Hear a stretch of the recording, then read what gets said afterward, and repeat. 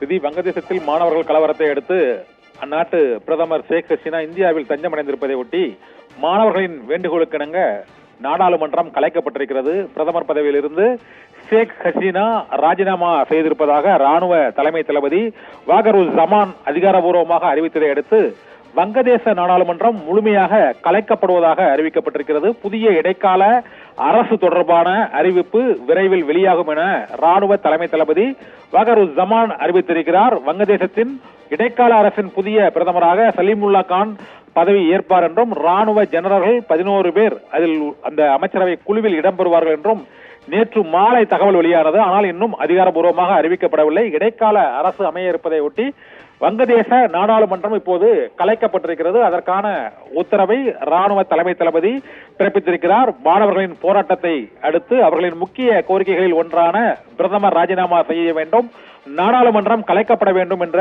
2 கோரிக்கைகளும் ஏற்கப்பட்டிருப்பதாக ராணுவ தலைமை தளபதி வாகருஸ்ஸமான் அறிவித்திருக்கிறார். இதையடுத்து வங்கதேசத்தில் இடைக்கால அரசு பொறுப்பேற்கும்.